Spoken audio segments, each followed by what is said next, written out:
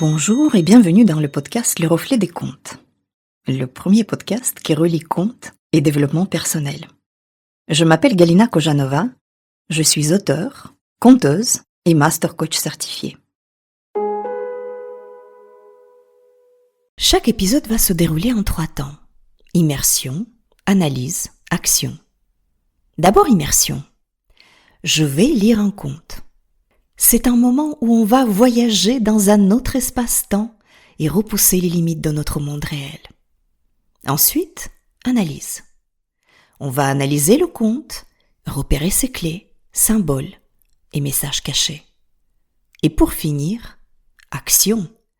Je te proposerai quelques exercices et des idées de réflexion en lien avec le conte. Aujourd'hui, je vais te lire un conte populaire anglais qui s'appelle Jack et le haricot magique. Tu es bien installé?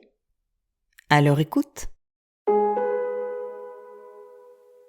Il était une fois une pauvre veuve qui vivait avec son fils Jack. La mère dit à son garçon d'aller vendre leurs vaches. Jack rencontra un étrange personnage qui lui dit: « Donne-moi ta vache et ces 5 haricots seront à toi. »« Vous vous moquez de moi ?» s'écria Jack. « Ces haricots sont magiques. » À l'idée de posséder une plante magique, Jack accepta. Sa mère se mit en colère. « Es-tu fou, mon fils ? C'est de l'argent qu'il nous fallait. » Elle jeta les graines par la fenêtre et envoya Jack se coucher. Le lendemain matin, une immense plante avait poussé devant la fenêtre. Jack se dit que ces haricots étaient vraiment magiques. Alors, il escalada le haricot géant jusqu'au ciel. Là-haut, il découvrit un château qui semblait flotter sur les nuages. Le garçon frappa à la porte et une très vieille femme vient lui ouvrir. « Que fais-tu là ?» lui demanda-t-elle. « Je me suis perdue, j'ai faim, » dit Jack. « Entre alors, je te donnerai un peu de mon lait, mais mon mari est un ogre très cruel. S'il arrive, cache-toi bien vite. » Jack entendit la porte grincer et une grosse voix s'écria: « Ça sent la chair fraîche ici. » Jack se précipita dans le four pour s'y cacher. « Des enfants sont entrés dans mon château, » continua l'ogre. « Non, non, mon cher mari, tenez, croquez plutôt ce bon gigot. » L'ogre dévora son repas avec appétit. Il compta ensuite ses pièces d'or, puis il finit par s'endormir. Jack sortit doucement de sa cachette, remplit une bourse de pièces et s'échappa. Il retourna auprès de sa mère et lui dit: « Regarde ce que je t'ai rapporté. Tu vois, les haricots étaient bien magiques. » Jack lui raconta alors toute l'histoire. La veuve remercia le ciel de lui avoir donné un fils si habile. Tous deux vécurent des jours heureux. Au bout de quelques mois, il n'y eut plus de pièces dans la bourse. Jack décida de retourner au château. Il grimpa à nouveau jusqu'au sommet du haricot géant. Il se cacha encore dans le four. L'ogre arriva avec une poule dans les bras. Il la posa sur la table. Et là, Jack vit que la poule pondait des œufs d'or. Il s'en empara. « Au voleur! Au voleur !» criait l'ogre. Mais Jack était rapide et il réussit à se sauver. Sa mère l'attendait et lui dit: « N'as-tu volé que cette pauvre poule à 10 sous ?»« Attends un peu, et tu ne seras pas déçu, » répondit le garçon. La poule ne tarda pas à pondre un bel œuf tout en or. La veuve remercia encore le ciel de lui avoir donné un fils si habile. Tous deux vécurent des jours heureux grâce à la poule et à ses œufs. Mais Jack se sentait de plus en plus triste. Il s'ennuyait et n'avait qu'une envie, retourner dans ce château de l'ogre. Alors, il escalada de nouveau le haricot géant. Il entra par la porte qui était restée entr'ouverte et se cacha dans un grand chaudron. L'ogre arriva. Il alla chercher une harpe en or et au son de la musique, l'ogre s'endormit. Jack sortit de sa cachette sans bruit et déroba la harpe qui, contre toute attente, se mit à crier « Maître, réveille-toi, voilà qu'on me vole !» L'ogre poursuivit l'enfant, mais Jack se précipita dans les branches du haricot et arriva jusqu'à terre. « Regarde ce que j'ai apporté !» cria-t-il à sa mère. Soudain, un bruit énorme se fit entendre. L'ogre descendait le long de la tige. Alors Jack prit une hache et abattit le haricot géant sans hésiter. La plante s'écroula et écrasa l'ogre dans sa chute. Jack ne pouvait plus escalader la tige du haricot, mais grâce aux œufs d'or et à la harpe, sa mère et lui vécurent à jamais, heureux et dans l'abondance.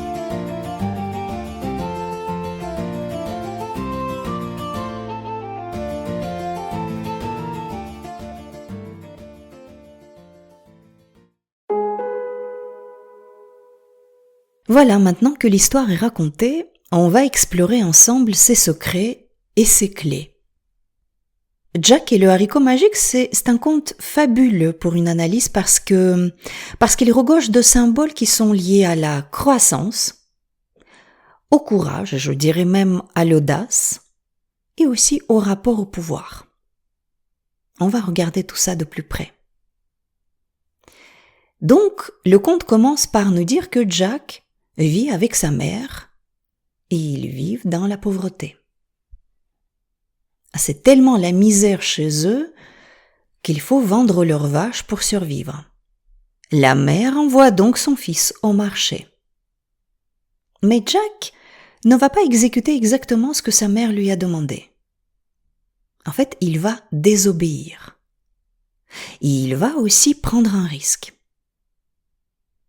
Il va échanger la vache contre les 5 haricots. Alors ça paraît totalement déraisonnable, évidemment. Même si celui qui propose ce marché assure que les haricots sont magiques. Bon, au retour à la maison, Jack va donc se faire gronder par sa mère, et ça, c'est tout à fait prévisible.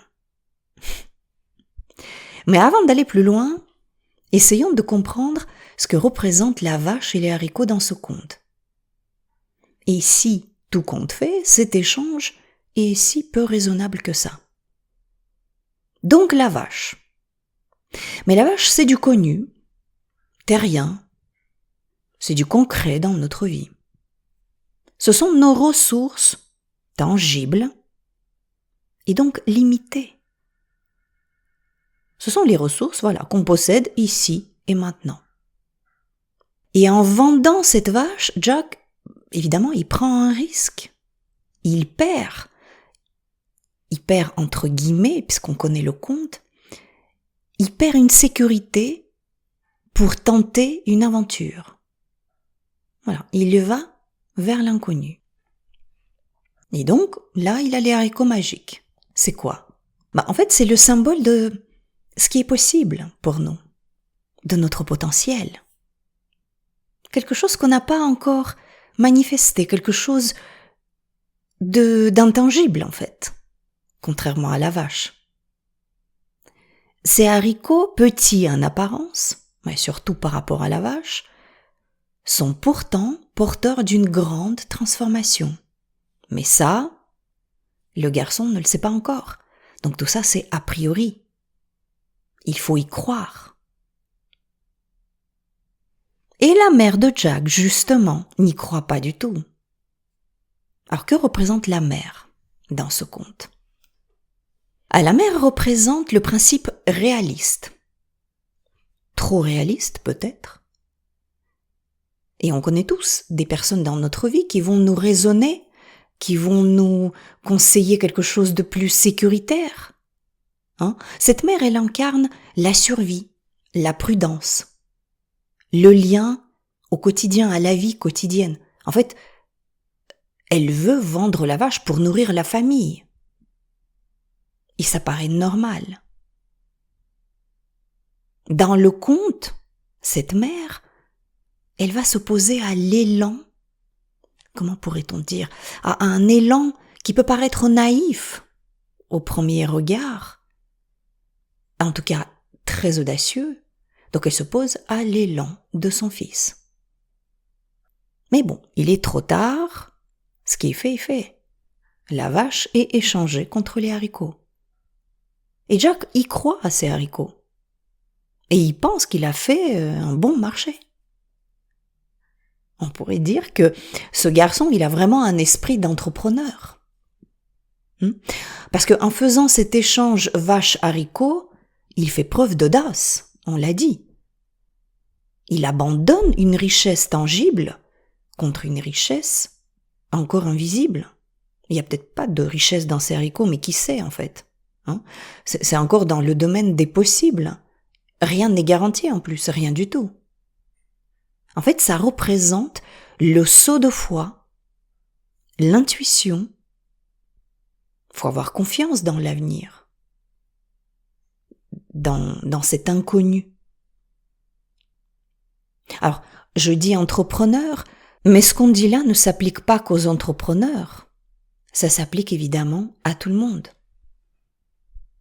À chaque fois qu'on est capable de prendre un risque, quel qu'il soit, pour tenter de réaliser quelque chose qui est encore dans notre potentiel, comme par exemple, déjà prendre la parole en public, s'attaquer à un nouveau projet où tout n'est pas encore hyper bien cadré, prendre un nouveau poste en quittant l'ancien qui était pourtant très bien payé, ou faire une transition professionnelle.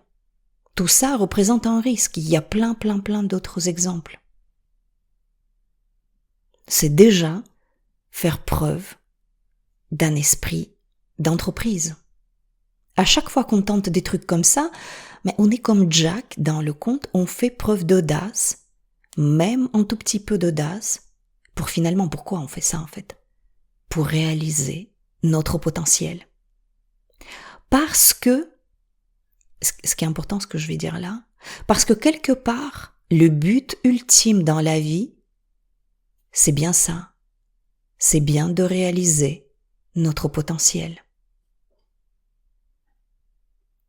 Et cette plante qui pousse ce haricot grimpant là que Jack voit devant sa fenêtre le lendemain matin, mais c'est justement le symbole de notre potentiel qui devient maintenant visible par rapport aux 5 petites graines que le garçon avait plantées la veille. Maintenant, c'est une belle, jolie plante. C'est un axe vertical qui relie la terre et le ciel, le matériel et l'immatériel, le spirituel. Et c'est précisément l'axe de notre développement. Les 2 facettes doivent être englobées en fait. Le terrien, le tangible et le spirituel. Et on va le voir encore une fois un peu plus loin dans l'analyse. Donc le conte nous invite à escalader cette plante, ce haricot magique, à monter sur la tige pour aller voir ce qui se passe là-haut. Et c'est ce que Jack va faire. En haut de la tige, il va rencontrer un ogre. Alors, qui est quand même pas très sympa, Comme tous les ogres, on peut imaginer, bon, il est brutal, il dévore des humains, mais attention, cet ogre, il est très riche, comme la plupart des ogres d'ailleurs. Et ça, c'est intéressant parce que, en fait, l'ogre, dans tous les contes de fées, mais sans exception, représente la figure de l'ombre. Puissante, menaçante, mais toujours gardienne de trésors. Et en fait, confronter ce géant, parce qu'il faut le confronter un jour, c'est affronter ses propres peurs. Alors, des peurs archaïques, des pulsions inconscientes. Un jour, il faut y aller, en fait. Et Jack, il va justement faire ça. Et en le faisant, il fera preuve de courage. Et à plusieurs reprises en plus. Il va braver des interdits, affronter ses peurs, ruser et voler quelques trésors de cet ogre.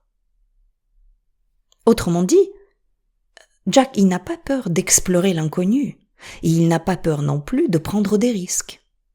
Et aussi de désobéir. Il a un rapport au pouvoir assez intéressant et ça le sert. C'est ce que dit le conte, que de temps en temps, il faut désobéir. Donc, bref, Jack, il a plein de ressources, dont le courage, et ce courage va l'aider à s'en sortir pas trop mal. Alors, pas trop mal parce que, à chacune de ces escapades comme ça chez cet ogre, il va ramener quand même des trésors. Des pièces d'or, une poule qui pond des œufs d'or et une harpe magique. Rien que ça. On peut dire qu'il ne revient pas les mains vides. Alors, analysons un petit peu tous ces petits trésors qu'il a ramenés. Alors, pour ce qui est des pièces d'or, le conte nous dit que ça ne dure qu'un temps. On a vu, arrive le jour où les caisses sont vides, et là, il faut aller chercher d'autres trésors. La deuxième fois, Jack va rapporter la poule aux œufs d'or. Et là, c'est déjà une trouvaille un peu supérieure. Pourquoi ? Parce que la poule pond des œufs régulièrement. Ça veut dire que la richesse, à ce stade-là, elle ne va plus s'épuiser. Il suffit de prendre soin de cette poule. Donc avec cette poule, Jack a trouvé une véritable abondance. Une abondance matérielle pour le moment, et pas encore spirituelle. Mais cette abondance a aussi ses cycles. C'est la richesse à chaque fois renouvelée. Et donc, comme on a dit tout à l'heure, il faut prendre soin de cette poule pour qu'elle continue de pondre des œufs. Autrement dit, pour qu'une nouvelle abondance arrive la fois suivante. Et donc là, tout va tellement bien maintenant dans la vie de Jack, tout paraît tellement facile, qu'il commence à s'ennuyer. Il sent qu'il a envie de retourner en haut du haricot pour prendre de nouveaux risques. En fait, le conte nous dit par là que seule l'abondance matérielle ne suffit pas, ne suffit plus. Il y a une sorte d'appel d'âme pour aller chercher quelque chose de plus. Quelque chose manque ici. Et donc Jack va y retourner. Sauf que cette fois, tout ne se passe pas comme prévu, en tout cas pas aussi facilement que les fois précédentes. Cette fois, Jack arrive à voler une harpe, mais l'ogre va le pourchasser. Il va descendre à toute vitesse, juste à ses trousses sur la tige du haricot magique. Et là, c'est intéressant. Mais d'abord, la harpe. La harpe, dans ce conte, c'est la voix de l'âme. C'est l'inspiration. C'est la créativité. Ici, on n'est plus dans le monde matériel, on est dans le monde spirituel. Notre âme chante. En fait, elle commence à exprimer ce qui était muet ou ce qui était oublié. Et c'est vital pour un être humain. Tout aussi vital en tout cas, sinon plus, que l'abondance matérielle. Donc maintenant, Jack s'est reconnecté à son âme, pourrait-on dire. Mais le danger est bien réel. L'ogre le pourchasse. Il n'a pas l'intention de lâcher le truc comme ça. Alors, que fait Jack? Et le conte nous dit, sans hésiter, le garçon va trancher la tige du haricot magique. Et ce geste est d'une importance primordiale dans ce conte. Jack va sortir la hache et couper le haricot, et c'est un acte de séparation.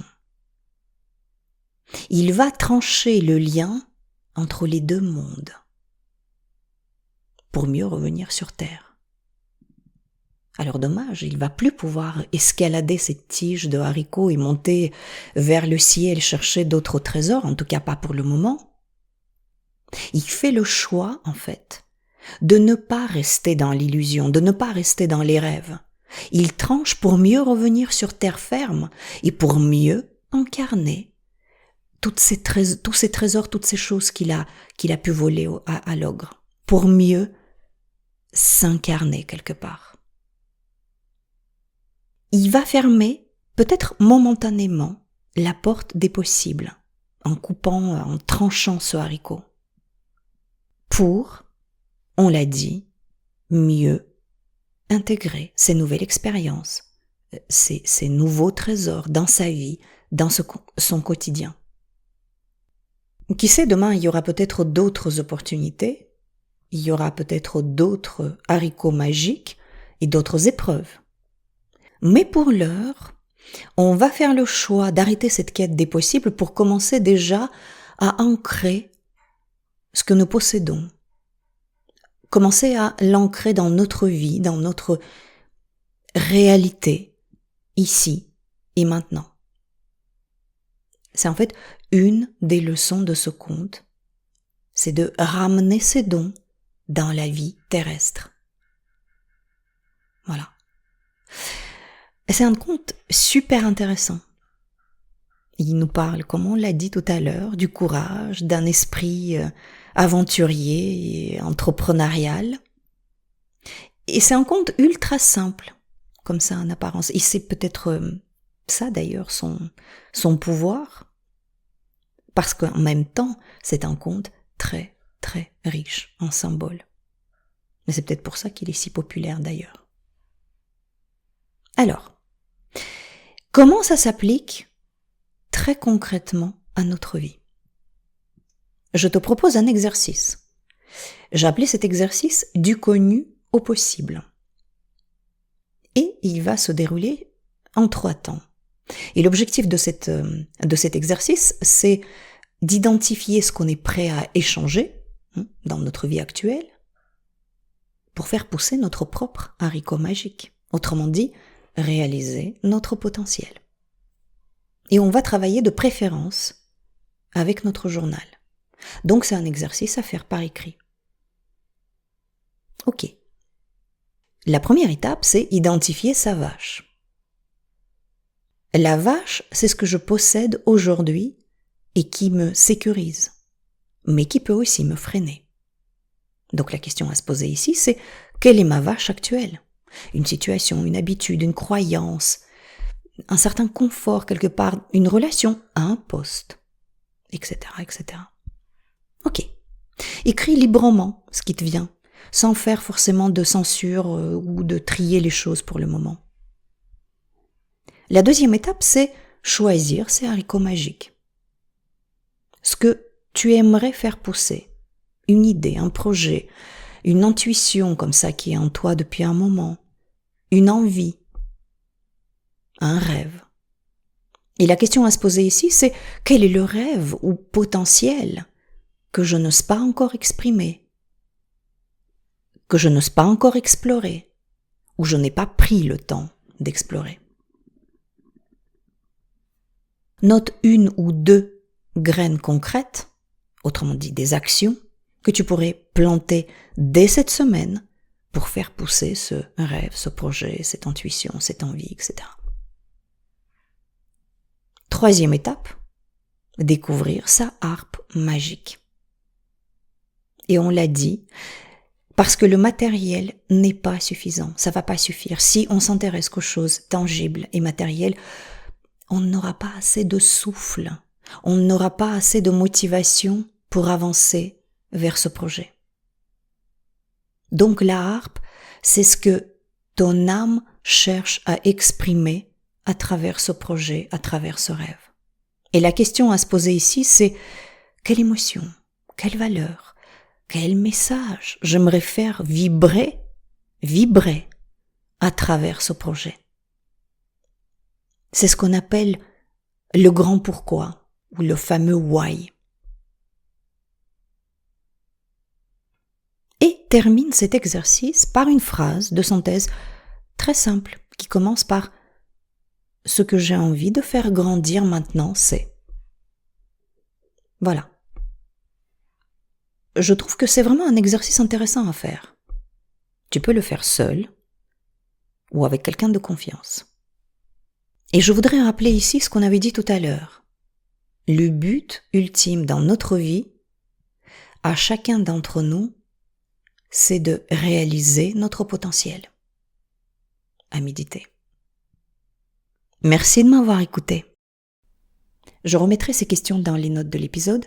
Tu y trouveras aussi mon adresse email et les liens vers mes comptes LinkedIn et Instagram pour me contacter.